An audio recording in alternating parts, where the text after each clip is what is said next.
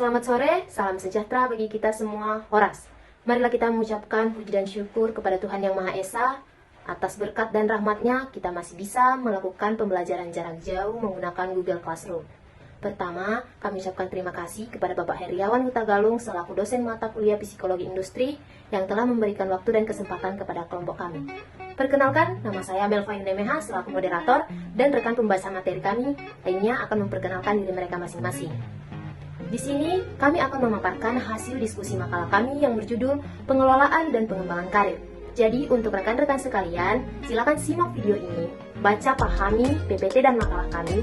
Jika ada pertanyaan dan pernyataan berupa kritik dan saran, silakan tuangkan di kolom komentar Google Classroom. Sekian dari saya, terima kasih.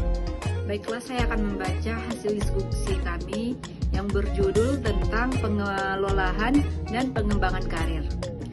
Pengembangan karir adalah proses peningkatan kemampuan kerja individu yang tercapai dalam rangka mencapai karir yang diinginkan. Dapat disimpulkan bahwa pengembangan karir adalah suatu proses berkesinambungan yang dilalui individu melalui upaya-upaya pribadi dalam rangka mewujudkan tujuan perencanaan karir yang disesuaikan dengan kondisi organisasi.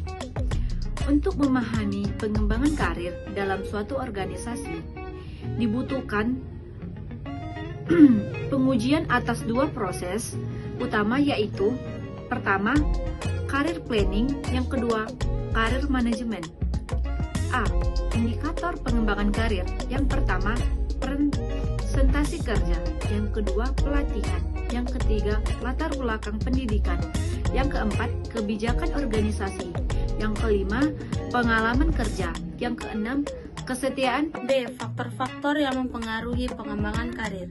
Yang pertama, prestasi kerja. Yang kedua, exposure. Yang ketiga, pembimbingan dan sponsor. Yang keempat, peluang untuk tumbuh. C. Tujuan pengembangan karir.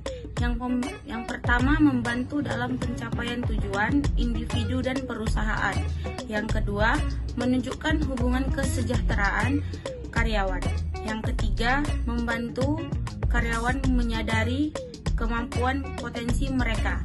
Yang keempat, memperkuat hubungan antara karyawan dan perusahaan.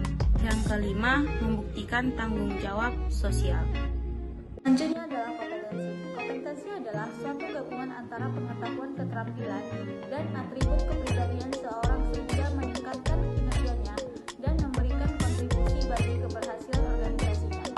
Faktor-faktor yang mempengaruhi kompetensi, yang pertama, keyakinan dan nilai-nilai. Yang kedua, keterampilan. Yang ketiga, pengalaman. Yang keempat, karakteristik kepribadian. Yang kelima, motivasi. Yang keenam, isu emosional. Indikator kompetensi, yaitu yang pertama, pengetahuan. Yang kedua, kemampuan. Yang ketiga, pengalaman. Dan yang keempat adalah perilaku individu. C. Dimensi kompetensi.